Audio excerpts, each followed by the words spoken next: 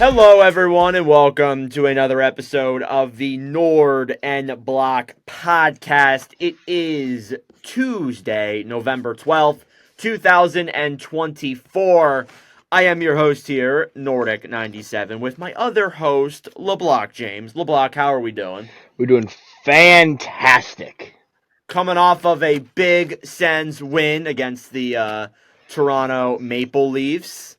Must feel great. Shutout as well. It feels great. Always feels good to beat your rival, but it's even better when they don't get on the score sheet. Oh yeah, and especially when it's the Leafs, that even Yes. adds a better anecdote to it as well. Even when it's in their own their building as well. I always say, like, it's always fun. It's always good to go into another team's building and just not have their fans get excited for anything. Ooh, it was in Toronto. That's great.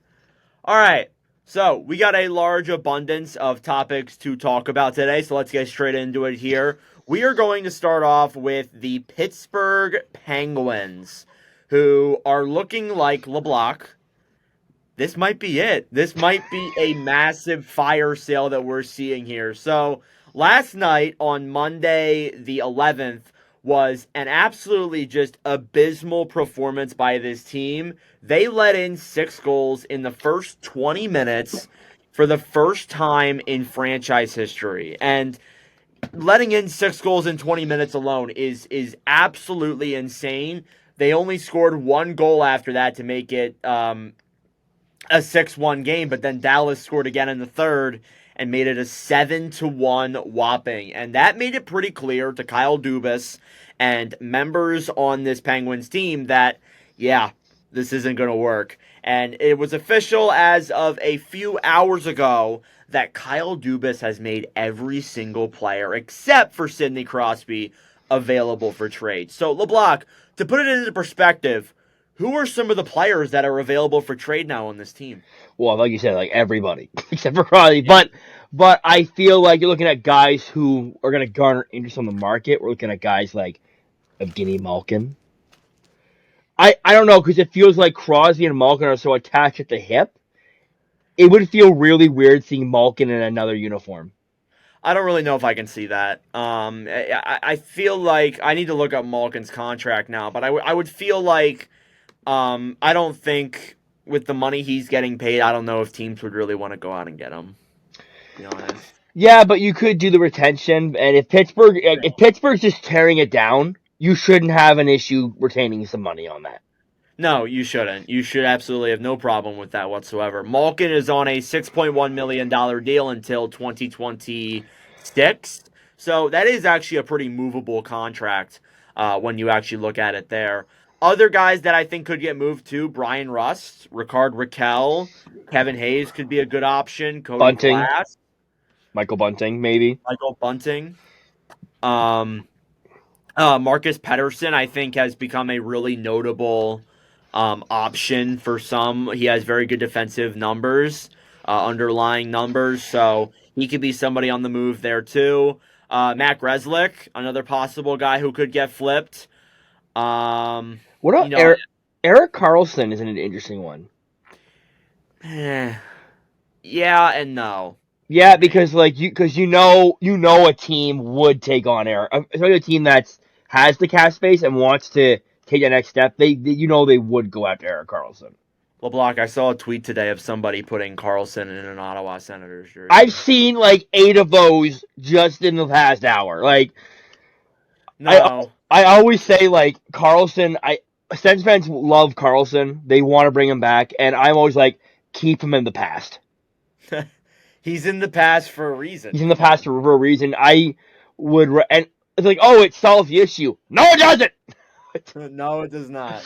I agree with you there. Yeah, but like Carlson could be I think it's unlikely, but like it could be a move in the off season.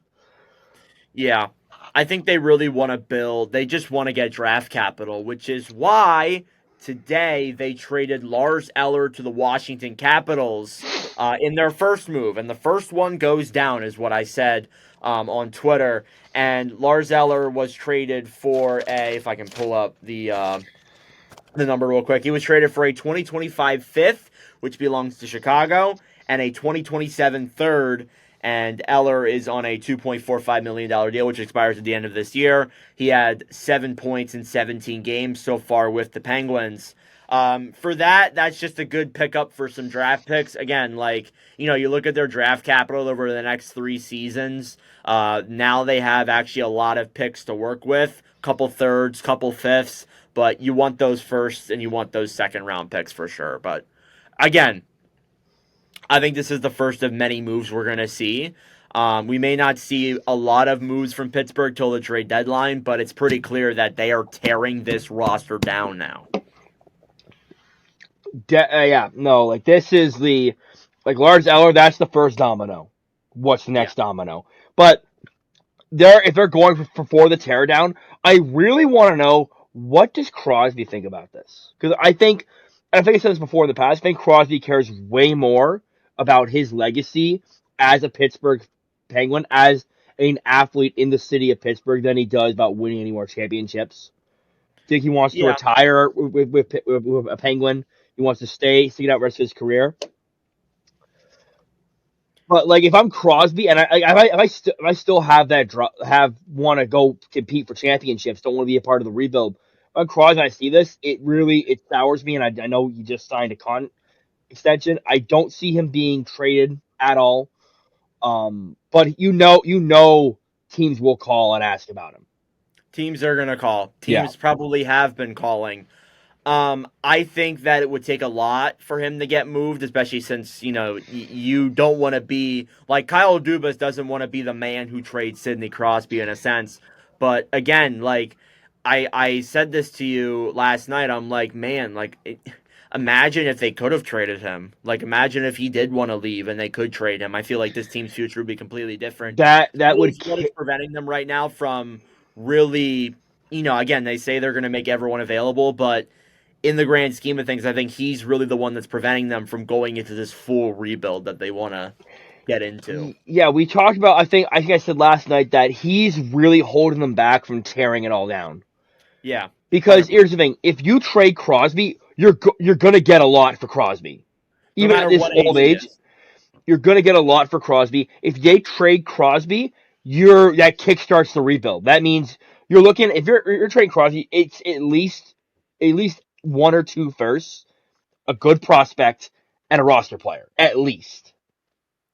That's if Kyle Dubas could pull that off. Because remember, they made the trade with Pittsburgh for Jake Gensel, and yeah, I don't know. That wasn't like the greatest trade in the world. I think what they got like a second for him. They got conditional first that turned to a second because Carolina Yeah, didn't make the third round.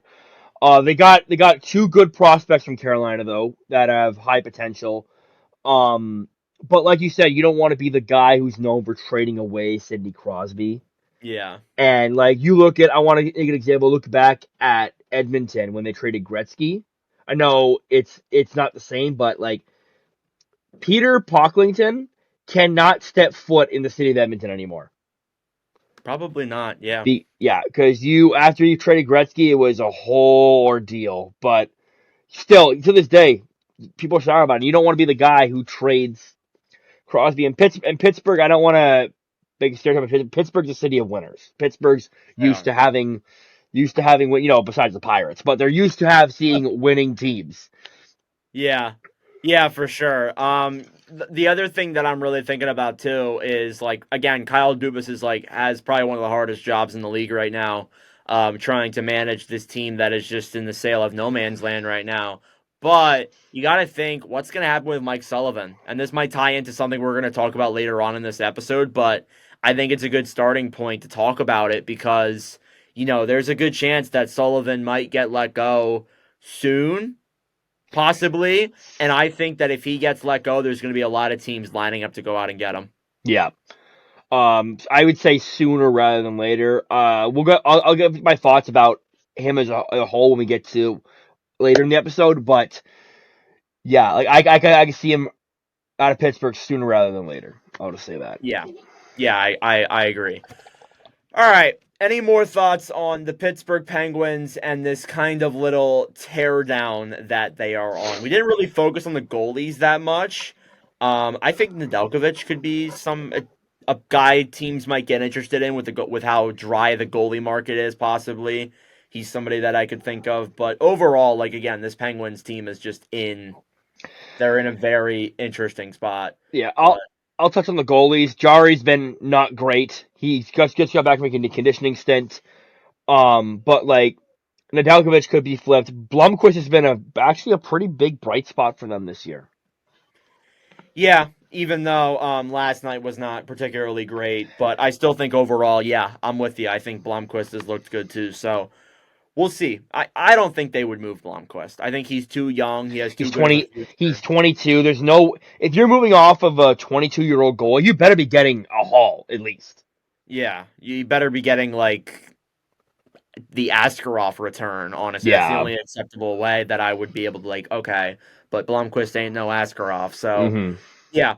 Moving on now to some news around the league. We're going to start off with another trade that occurred, and it involves Daniel Sprong, who has been traded from Vancouver to Seattle for future considerations. LeBlanc, this is a little bit of a weird one on Friday night. What do you think about this one? It wasn't a fit in Vancouver. It just didn't work. But I think to give up on it, like, well, we're not even 20 games into the season yet, is kind of insane. He must have butted heads with like Rick Tocchet or something. Something must have happened with like coaching because like to get nothing for him. Like I think he goes back to Seattle where he's had success, but if you Hmm. want to say he had success under Dave Hackstall, Yeah. this is a whole different coaching regime. So we'll see what happens here. But like Sprong's a good third liner. I think he could be very valuable to that Kraken organization. So I think Seattle, you get a guy who you're familiar with. You get a guy who you have for a year, and you can maybe flip him at the deadline if you really don't if it doesn't work again. So yeah, I think it's a good trade for Seattle. I think Vancouver just wanted to cut its losses. So Sprong is on a only 1 year deal worth 975K. It expires at the end of this season. He had 3 points in 9 games played with Vancouver in this little stint. So it's kind of one of those like first off, it's kind of one of those funny like little like quiz questions. You could be like, who did Daniel Sprong play for a very limited amount of time, and you could be like, oh, Vancouver. And it's a pretty cool kind of quiz question because I know down the road people are going to forget that he even played in Vancouver for less than Yeah, 10 games. And I saw one of those 10 games too, so that's a pretty weird thing to think about, to be honest with you.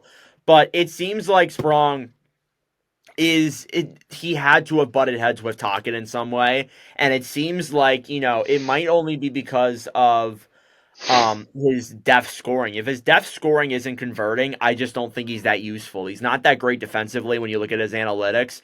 He's kind of a one-dimensional player. So I think that might have been why he found his way out, and the depth scoring wasn't really there. But again, he's going to Seattle where he's had success. So we'll see if that does pan out in the long term. We have some waiver things we need to talk about here. Dante Fabro was put on waivers by Nashville. I just saw LeBlanc commented on the post saying he's a Senator, but he's not a Senator. He went to the Columbus Blue Jackets a few days ago. LeBlanc, what do you think about this move? I think Fabro. I think a lot of teams strayed away because of the money, how much money he's getting paid. yeah, I think that's what Columbus, Friedman was saying. He didn't expect anyone to take him because of the money, but yeah. Columbus has the money, so might as well take a chance on Fabro. I think Fabro kind of got the short end of the stick in Nashville.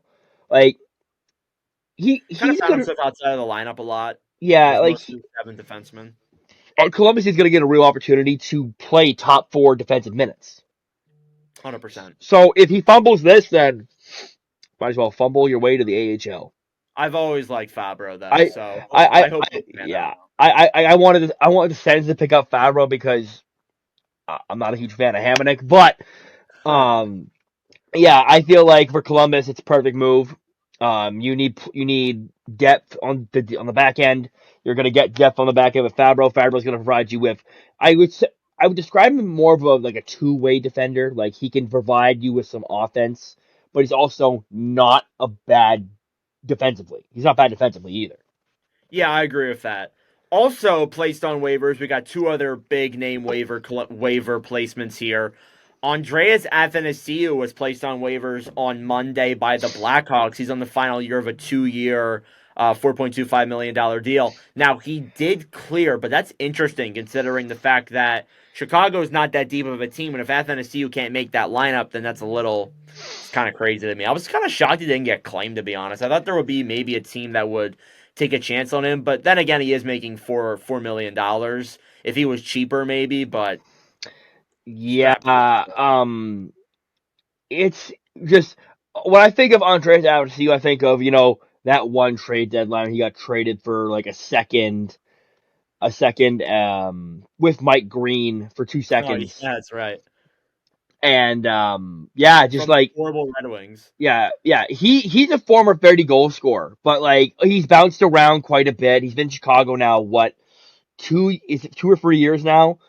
Yeah, Yeah, no, Chicago is not a deep team, so if you cannot make that lineup, there is definitely some question marks. And also, this opens up a spot for one of Chicago's younger players to get an opportunity, which I think Chicago will take any day of the week. yeah, I agree. I think that it's we'll see where it goes. The other waiver claim that I wanted to talk about was Capo Kakinen. So earlier in the season, he was put on waivers by the Winnipeg Jets and was claimed by the Colorado Avalanche. Now, Kakinen was injured at the time. I think only played 1 or 2 games for the Avalanche, was placed on waivers again yesterday, and was claimed again today by the Winnipeg Jets. I feel like, LeBlanc, we've talked about stories like this before where guys will just get placed on waivers and fly around the league and get claimed in so many different places. Kakinen's one of them. I remember Eric Comrie was a big one. Adam Brooks was a big one a few years back. May forget that name. There's always been a lot of these fun names, but I thought that was a cool third thing to bring up because Kakinen's really been kind of just like a journey waiver guy Mm-hmm. throughout his career. So I thought that was a pretty cool thing to bring up. All right, next up, Tanner Jeannot, and was a controversial one. Tanner Jeannot was suspended 3 games for an illegal check to the head on Canucks forward Brock Besser. And LeBlanc, you especially wanted to talk about this one, so give us your thoughts on this very controversial hit. Yeah, look, like, just like, why? Doesn't look necessary. It doesn't, it's like, it just, you're doing too much. Like, you're doing something to cause and he got suspended for it. It was Jeannot, right? Yes. Yeah, so Jeannot, obviously, it is, in my eyes, it's intent to injure. It's intent to cause harm. And now, Besser, last I checked, he's out indefinitely. Yeah. So, It seems like yeah, Janot's just really struggled. Like since that one really good year in Nashville, bounced over to Tampa, never panned out in Tampa. Got traded to LA and now he just seems like kind of not irrelevant, but like it seems like he's trying to make a name for himself now in this league, kind of trying to stay by making these physical plays. But yeah, that looks completely unnecessary, and Canucks fans let him know because they made him private his account on Instagram, yeah, which is I'm looking. another I'm discussion. But re-looking at the hit now, and it's clear like he comes in like he knows where he is. He's not like, oh, I just didn't see him. Come on, come on, like Arbor Janot. like Yeah. like he looks at him and then goes in like oh I just just saw his shoulder there, but yeah, Janot's always been a guy that has an edge, but this is just plain dirty. Clear suspension. Even Kings fans were saying that it was definitely Dirty. it was the suspension. So Yeah. yeah, I think that speaks a lot. All right, that is it for actually one more thing. Anthony Mantha is out for the season after suffering an ACL injury and now will have to go undergo surgery. Sucks for the Flames because he was going to be like a deadline player they He may move was, on yeah. to, but now they really can't do that. So that So kind of now sucks. he was gonna get garner them maybe like a third or a second. Now He wasn't going you to get him a ton. on, but I mean, you could probably bring him back on a 1-year deal again.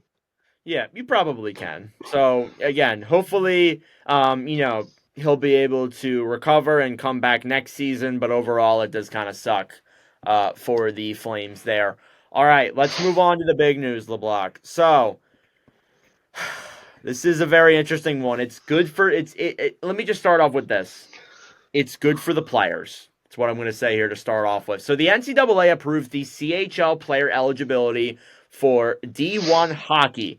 And this new rule will allow players involved in CHL clubs, the OHL, the WHL, and the QMJHL, to transfer and play in other NCAA ice hockey programs. So, LeBlanc, you kind of explained this pretty well when you were talking to me the one time. So, what does this basically mean? So this means that the CHL leagues, the WHL, the OHL, and the QMJHL, is going to make the leagues a lot more competitive because in the past, to go play NCAA hockey, you had to go not the junior route. You had to go with the prep school route or the was it like junior B route, where you Yeah. had to basically play like if you're in Alberta, you had to play the BCHL, which is British Columbia Hockey League, which is basically you played at a lower level of hockey to go to college. Like guys like Cale McCarr played in BCHL to go. I think McCarr went. I totally forget what school McCarr went to. I don't know why I want to say Denver. That's probably wrong. But you look at this and like how and guys in the U.S. had to go play in the USHL to get their NCAA eligibility. If you went to the CHL, your eligibility was cut. That's why guys like Navi Kachuk, when they went to play for the London Knights, they couldn't go to college because the NCAA eligibility was cut. So now this is a big boost for the CHL because you have players who are going to go play at a higher level of hockey at a younger age, get that development, then they can either stay in the CHL or they can go off to college in the NCAA. I will say this does hurt the the BCHL and the USHL. Yes.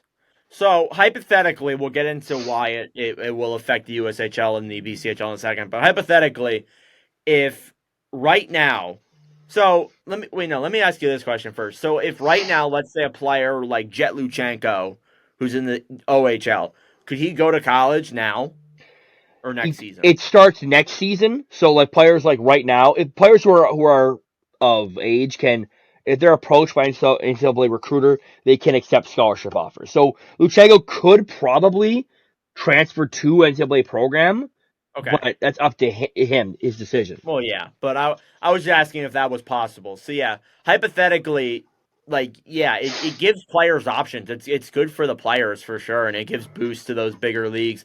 But it does hurt leagues like the USHL and the BCHL because these players who maybe might not be like that well known of players in these leagues might go straight to NCAA or the CHL and they'll get a better look in those places than they would if they were playing in the USHL or the BCHL. So definitely hurts those Yeah, leagues. I do want to mention though that there are benefits to going to college and going to the NCAA, but there also are benefits of staying in the CHL. The CHL pays their players. Yeah. The CHL pays their players quite a bit of money. It's not like, oh, I'm rich. It's like, it's an average salary. It's not minimum Hmm. wage, but it's not like high gains. So they pay their players. You get to travel across Canada. Um, NCAA, you get a college education. You get to have nicer facilities, and you get more national exposure at the U.S. level. While in CHL, you get more national exposure at the Canadian level. Yeah. Um, and I do want to say there's an example here. So Ottawa Senators prospect Blake Montgomery, fourth rounder from this past draft, he left the USHL, and he's now with the London Knights. He is a University of Wisconsin commit, so he will play with the London Knights, and he'll probably go off to U Wisconsin either next season, or the year after, or he might stay in London. You never know. This is also going to be it's going to be weird to see the dynamic between how desperate are CHL clubs going to be to keep these players, Yeah. and will they fight? Will they give them more? reason to stay, or will they let them freely go off to college? Because now with more player pools coming in, better talents coming in, so I want to see that dynamic. I see how that plays out. But yeah, but let's talk about the USHL. Just the competition level is going to drop. You're not going to see a lot of you'll still see good players in those leagues, but it's not going to be as competitive as it once was. I don't think you're gonna see guys like you're not gonna see any more Michael Hages or Trevor Connolly's. Like you might not see a lot of that high talent as we did this past draft because we saw a lot of guys. Maybe they didn't come straight from the USHL, like Celebrini played there and then he went to college. But you saw a lot of picks this year come straight out of the USHL or guys who played. I don't know if we'll see that a lot. Maybe not a lot of top picks. We won't. I think we'll still get draft picks from those leagues, but just not in the higher quantity like we saw. Yeah. So that'll definitely affect those leagues. But again, I think it's good for the players. I think it's a good gives players options for what they want to do, gives them a better chance to get out there. So overall, I think that it's an interesting thing, and it's been a barrier that has been like this for a very long time. Long I think time. forever. Yeah, it's always been like this. So I think you and me agree this is a very good move for the players. Yeah, this just really is like it's like honestly kind of like groundbreaking to be honest with you. All right, so we are going to continue on talking about coaches who may be on the hot seat for the month of November. So we're at that point where a year ago today, Jay Woodcroft was fired as the Oilers head coach and Chris Knobloch took over. He was the first coaching change last offseason. So, LeBlanc, before you get into yours, I have a list of 5 coaches who I think may be possibly on the hot seat, and we're going to talk about them here a little bit and kind of just get the ball rolling. So, starting off at number 1, Andrew Brunette of the Nashville Predators. What do you think? I don't hate it because I think Trot, but like the comments Trot said about rebuild, like kind of lean me towards that. Even if this is like a dumpster of a season, Brunette might be staying on. True, that actually is a good point, but I don't know. They may want to make a coaching change first before they move into that process. I don't really know why would they go straight to rebuild Yeah, without at least trying to fire the coach. yeah, because I think the plan was always like go all in for 2-3 years, rebuild. Okay, that's true, but But yeah, I get what you mean. Like they should change the coach before they go. You know what, rebuild this thing. Like no, they're yeah, gonna. exactly. And you're staying. No, they're not gonna do that. Like, Yeah, exactly. So and I'll be honest, I don't think Brunette would be interested in a rebuilding team. Even if he did stay yeah, on, I feel like he would resign. yeah, that's what I'm thinking. Mike Sullivan, just kind of talked about him a little bit earlier. I think Yeah, he I 100%. This is one I got like 100%. I think he will. I think he will be the first coach to be fired this year. okay. Yeah, I agree. I think with the way the Penguins are going, you may need to make a coaching change. You have to at some point. He's been there for what? How long? He's So been there since 2016. yeah, 8 years, coming up on 9. So gotta at least try something. Let me throw a little bit of a curveball at you, Derek Lalonde. I, that's not the curveball I was expecting, but it's kind of the one I'm like, I wouldn't. That's one where I think that's more of the fan base wanting him gone. Like I can't see Eisman firing him unless things get really bad.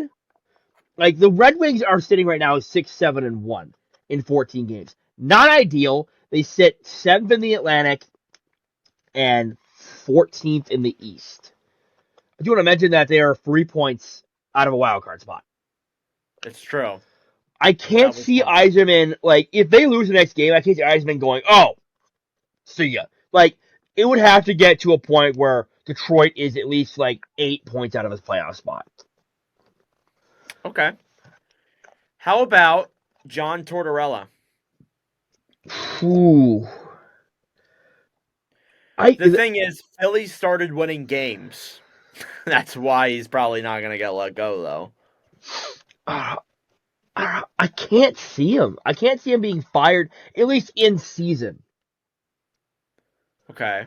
Because if Philly's gonna like unless he does something like drastic, like if he keeps keeping Mitchkov out, if he keeps Mitchkov out of multiple games, if he goes against the brass, like I can't, I just don't see him being fired in season. Off season, yes, we can talk. We had that conversation, but I don't think because Philly right now 6-8-2 in 16 games. Looking at Yeah. 6th in the Metro, we're looking at 12th in the East. Right. Yeah, I don't know. I think you could have seen it a couple of weeks ago, a couple of days ago, honestly. But now that they've started to win games, I don't know if it's really going to happen. I know they won tonight. Jim Montgomery. That's someone I was gonna tell. Yeah, I feel like they came back and won. Yeah, this is the one where I think like Boston has not. This is not the Bruins. This ain't Joe Daddy's Bruins. This is like this is the. I've never seen the Bruins be like subpar. I've never seen them be like this meh. Yeah. Honestly, never. Andre Torgny. If things get bad in If Utah. things get bad, yes, I don't see it though. Patrick Waugh. Yeah, I see that. I see it.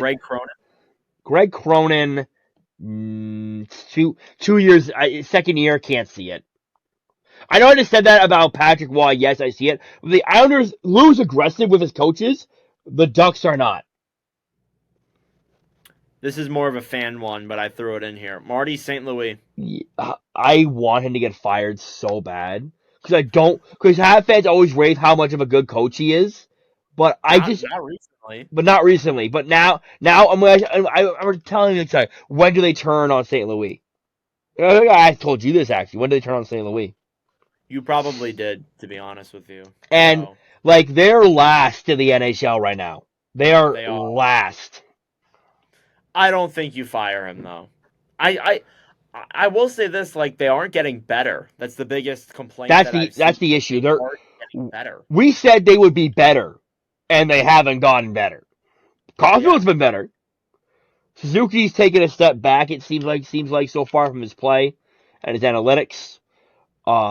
I just don't know. You're dealing with a rookie, a couple rookies in the lineup. I don't know. I don't know how you go from here. If they end the season last, St. Louis is fired. Probably.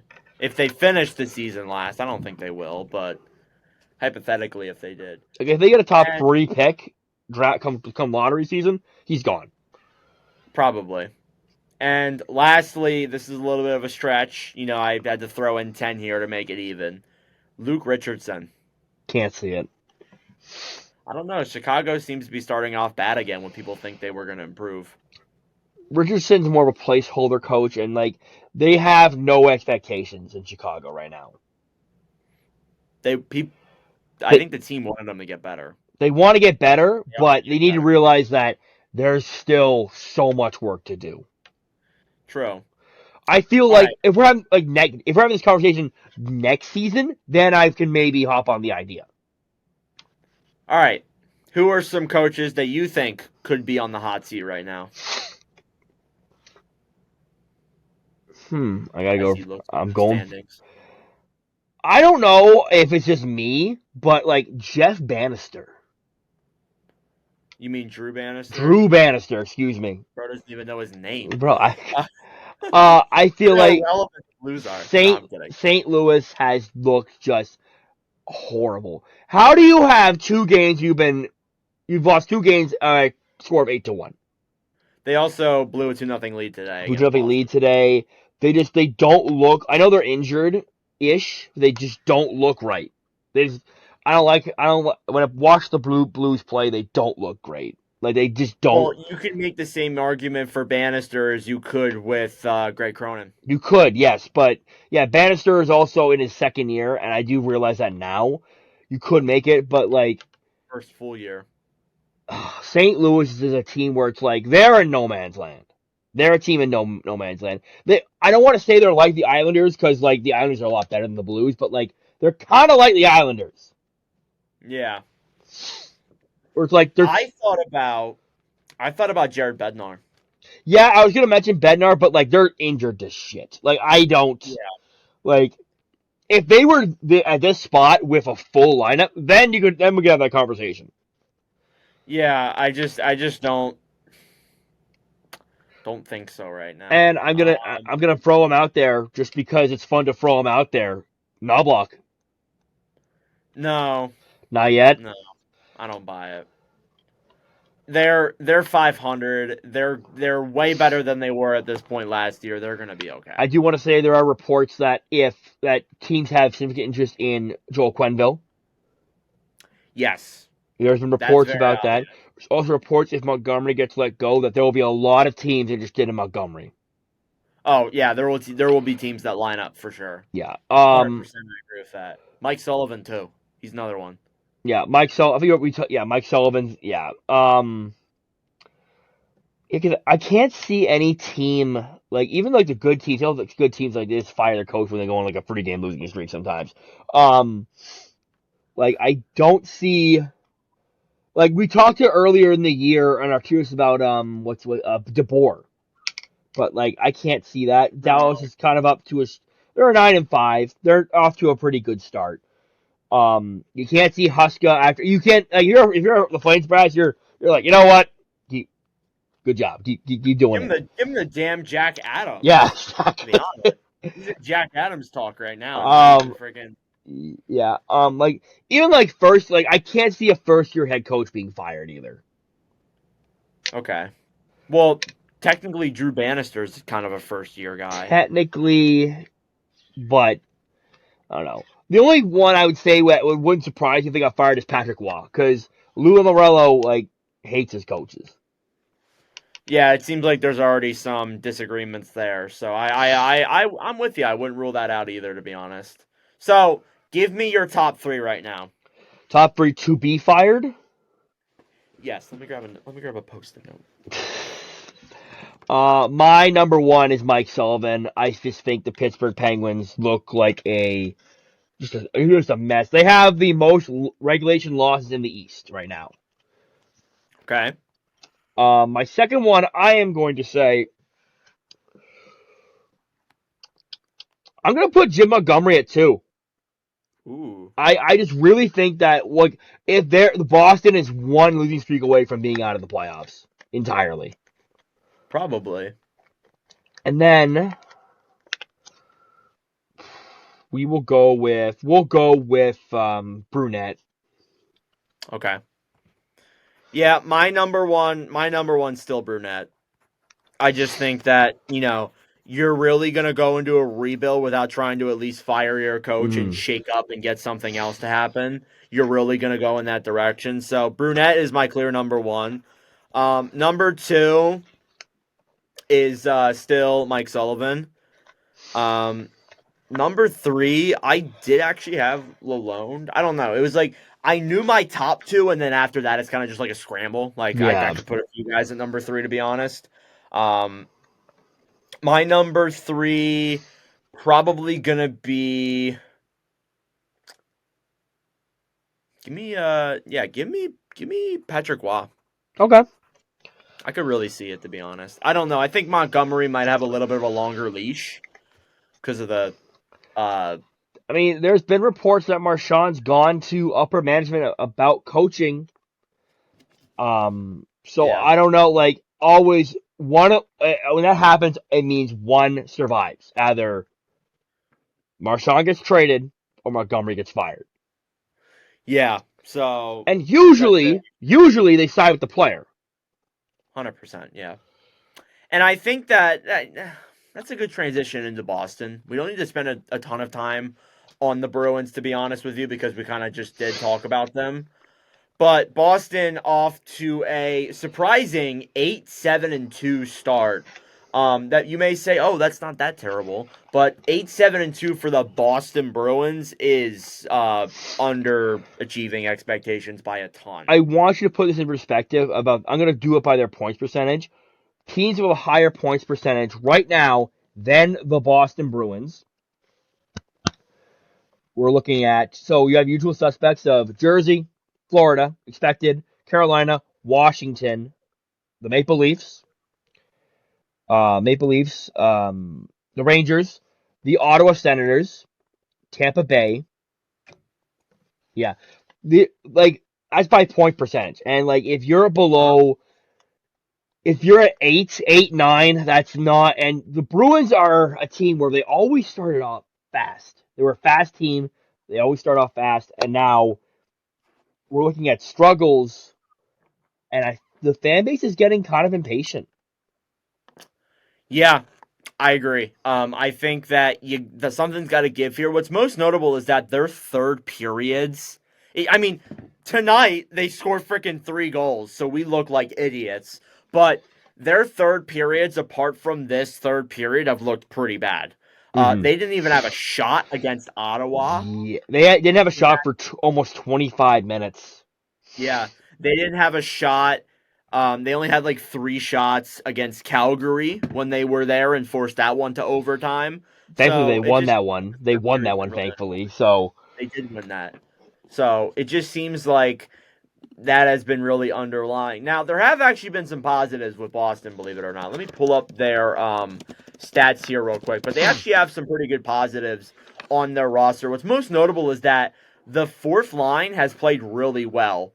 Cole Kapik has 4 goals, 8 points. Mark Kastelik has 7 points, 3 goals. Big Casty. Big Casty, yes. Justin Brazeau has 6 goals. But Or 6 points, not 6 goals. Yeah, here's the issue though. The top line is not producing. Yeah, great, you have depth scoring, but you need upfront scoring too. This is where the Bruins come into this issue. Is that you need if the Bruins top line is producing, we're not having this conversation. They don't have a single player above a point per game. That's actually wild. Elias Lindholm only has 2 goals. Pavel Zacha only has 3 so far. We're almost 20 games in, by the way. Zadorov has taken a penalty in like almost every single game, which is insane. Yeah. They sent Matthew Poitras down to Providence, which was a little bit surprising. Morgan Geekie only has 2 assists. Just, what's so weird is like we're seeing the complete opposite. You usually see your top guys perform and not your depth. We're seeing the depth and not the top guys. Now, Pasternak's looked good. Has looked all right. 14 points in 16 games, but he was benched during that one game. He was benched Seattle. in the third. Yeah. They call it. They call it a coaching decision. Yeah, it just seems like this team is in a really weird spot. A positive though has been Younes Korpisalo, the backup goalie. Apart from the pretty horrendous game against Florida, has a .900, which is better than Swayman right now. Swayman .896, a 4-5-2 through 11 games. So at least Korpisalo looks all right, but it seems like the exact opposite is happening right now between these two with what you usually see. So it's really weird right now when you look at Boston. Yeah, Korpisalo, I'm looking at his stats right here. 3 wins in 6 games, 1 shutout, 2.72 goals against average with a .900 save percentage. It's a good bounce back for him. Yeah. So, again, it's early in Boston, but I think there's a lot of concerns here that do make you a little bit like, I don't know. And again, that's why we talked about Montgomery, because again, if they go on like a 3 or 4 or 5 or longer game losing streak, you could see them. I'm gonna put this very frank. If they go on a 5-game losing streak, his ass is grass. Probably. And the rest of November is mixed. It's a mix of some solid teams in there, and then you have some meh teams in there. You have Dallas on Thursday. That'll be an interesting one. You have the Blues again on Saturday. You have the Blue Jackets, Utah, Detroit, Vancouver, the Islanders, and then Pittsburgh to wrap up your month of November. So above all, I think that they have their mix of good teams in there and they have their mix of bad teams in there, but they need to start winning games consistently. They have just been wildly inconsistent. That's the biggest thing with this Mm-hmm. team. So we need to see that in the next season for sure. Or in the next couple of games for sure. All right. Any more thoughts on the Boston Bruins? Mid. Okay. All right. All right, let's get into our final topic of the day. We're going to talk about some Four Nations stuff. So I thought this would be a fun topic to discuss because I think when you look in terms of the Four Nations tournament, they are, I believe, a couple of weeks away from the rosters being finalized. We're And me about and 3 LeBlanc weeks away, from roster finalization. Yeah. So me and LeBlanc wanted to talk about some candidates who might be obvious, who might not be obvious, to possibly make the Four Nations teams. Not just Canada, not just the U.S., all of the teams. So, LeBlanc, you want to get us started here, get the ball rolling with some names? I do want to say, Bleacher Report came out with their predictions this afternoon, and I was just laughing so hard. Like, I didn't even see it. Let me go look at them.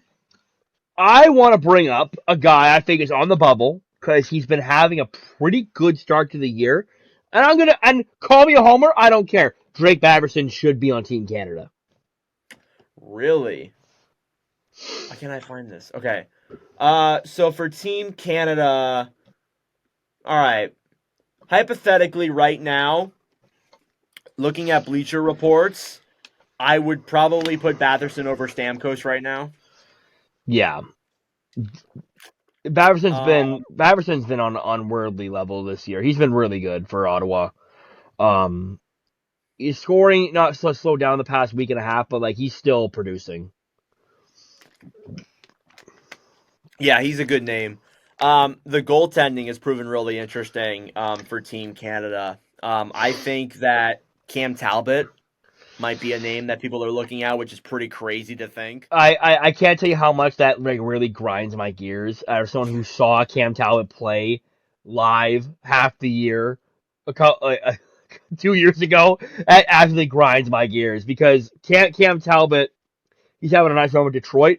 I still don't consider him a like at least the starter for Canada. Third goalie, let's do it. Let's run it back. But I don't know. Canada's goaltending is just so rough. Like everywhere else, you could say is like near perfect. Goaltending's rough for Canada right now. Yeah, that's their biggest issue. I mean, you're matching up against like Connor Hellebuck, Jake Ottinger, Demko. Like that's your guys you're facing up against. Now, LeBlanc, I want to throw an interesting one here out for you for a guy who might make Team Canada. How about Dylan Strome? I don't hate that. As a bubble guy, I wouldn't hate that, but like I'm looking if you look at Canada's center depth, we're gonna go with like McDavid, Bedard, McKinnon, Crosby. You could move those guys to wing, but oof. Strome is an interesting one. Strome's having a pretty decent start. He's been good since he's gone to Washington, and I feel like he'll be a bubble guy. But you also look at like other depth, like Scheifele's there too. It's a deep center pool for Reinhardt. Like it's so deep down the middle. You know who else I might think might be a good one? We're gonna look at Team USA now. You know who might be somebody who might make Team USA? I want to hear it. Tage Thompson. I always figured that Tage Thompson would be on Team USA in like a fourth line role. Well, he looks like he's back right now, putting up great numbers. So he's the guy I'm looking at. Yeah, Thompson's got 11 goals, 7 assists, 18 points in 16 games, well, +7. That's pretty good. Yeah, I think that he's a name that is definitely going to be looked at. Somebody for Sweden, Philip Gustafsson, looking like he could be one of the tandem goalies in there right now. Gustafsson's also a guy who's like, yeah, he's having a great start, but like he's so inconsistent with his starts. True. But because like But Sweden should. Look at Sweden's goalies. You're looking at probably Allmark, Markstrom, and then maybe Gustafsson. Sam Urson? Urson will be in consideration. I don't think he'll get the spot though. Yeah, I wouldn't think so either. Hang on Even a even second. looking at who am I gonna bring up now? I'm trying to think. Is Corpusalo Finnish? He's Finnish, yes. He could be somebody. By Finnish, I All mean right, he's who's finished in the NHL. Finnish? All right. Yeah, he could fit in there with Saros. Maybe I'm forgetting a I starting don't know. goalie. I'll be honest. I don't know any other Finnish goaltender other than Saros and Korpisalo. Yeah, I don't. I'm I, trying to I think I also. can't name you anybody. Oh, I got a sleeper for Team Canada. How about Jared McCann? Ooh, that's not a bad pick. I don't know though. Where would he fit in? You put him on. You could put him third line, right wing. You. I do want to mention that we'll be carrying 5 lines like the Olympics, Yes. So so there will be a fifth line. there will be extras. So McCann could be that guy to go fourth line. He could be in your scoring role because you need scorers and you need like checking line. But I think that's what 40 season people won't understand. Like, we're gonna be some guys who make the team who like we don't see coming. Because like Yeah. I seem to forget like you need a checking line. Even at the Olympics, you need tough guys. You need guys to check. Tom Wilson might make it. I just that also pisses me off. That also really grinds my gears. That's also, Matt Rempe, Team USA. oh, my. Oh my Okay, God. so it's not like Olympic hockey, but if it was, it means like Red Bay would never make an Olympic team because his job is No, to. I'm joking. Yeah, I know, but it's funny to like think about. Oh, Red Bay at the Olympics? No. Absolutely not. That'd be like John Scott at the All Star game a couple of years ago. Travis Konecny for Team Canada is also a sleeper. Yeah. I want a guy. I'm going to say this right now. A guy who I think should not make Team Canada, and it's going to be very controversial. Nick Suzuki. Ooh. He looks solid though to start this year though. Like he had two against Buffalo the other night. I thought he looked good. Yeah, I don't know. I haven't liked the way when I've watched him play. I just Well, don't like what I see. well, you're looking at center depth, because he would be a center, He right? would, Hypothetically, and you can't put him on the wing. You can't put Suzuki on the wing in this situation either. he would have to be that fifth line guy. I don't know. He's more of a true center. Like if you're putting Suzuki to wing, I don't know. I don't know. You're fighting with couple guys. So I don't think he might make it, but probably not. Cole Caulfield maybe for Team USA. Caulfield should make it. The way he's played this year, I think he's deserved the opportunity to represent his country. I think the starting goalie for Canada should be Logan Thompson. Yeah, I agree. I think right now you got to look at their options. It should be Thompson for sure. Maybe Joel Hofer gets in there, but yeah, I don't know. Lots of There's a names there. lot The of roster like December 9th, right? yes, December 9th. So we'll probably get more into this once we hit like our first December episode. Probably. Yeah. So we're still a week or two away from that, or 2 weeks away from that. Oh wait, I think I found a Finnish goalie who I know. Justice Onnnnn. Yeah, that might be your three. Saros for sure. Did you see a couple weeks ago there was Darnell Nurse was a consideration for Team Canada's I defense? saw that and I fell to my knees at Tim Hortons. Laughing or crying or Both, surprised? both, Oh my god. all of the above. Sir, I have your double chocolate donut. I can't right now. There's actually no way. That's pretty crazy. Travis Sanheim was another name that people were putting out there too. Sanheim's a sleeper to make Team Canada. But like Is there any chance we see a U.S. goalie tandem that's not of the following: Hellbuck, Swayman, Onnnnn? Who else is making it? I don't know. That's the thing. Like the only other option you could be there is Demko. Yeah, and he's hurt, so I don't think that's going to happen. I think that is your top 3 is decided. And don't say it. Don't say his name. Don't say it. Not the Nordcast legend. Don't say it, please. Look, he looks good right now. I'm not even going to say his name. I'm not going to give him any credit. If you know, you know. But he looks good right now, but he's not making it over Swayman or Hellebuck or Ottinger. And I know I'm probably going to eat my words up now that I say that, but I want to say is like I do think like this tournament's in his first year. It's placing the All-Star game, which I'm kind of bummed about that because like I'll be honest, I hate the All-Star game, but like now we can't argue on who should be an All-Star. we can make our own teams. Yeah. I think the NHL will do that anyway. Yeah, I think though you need like it feels like they're excluding like a good chunk of the league. Yeah, I feel like they should have a team North America and a team Europe. they really should do it that way. But then again, that's kind of like congesting a team together. They should really have done four nations. Like sounds like such a great name, but they really should have included the other countries like Germany and Czechia and even Russia. Even Russia, Slovakia. You probably can't get a team with that actually, but like all the other countries, small countries, should have been on a team Europe. That's what I always say. Yeah, you could have merged all the other ones together and made at least a team Europe. Because I know Sweden and Finland can produce their own teams, but like Germany can produce a good chunk. Switzerland can produce a good chunk. You're not gonna get like a full team from those two countries though. Right. All right. So as we wrap up, who is your clear winner right now? Who is the team to beat or the country to beat? The United States. Well, I always say the country to beat is always Canada because we are on a global scale. You think of hockey, you think of Canada. You do. Yeah.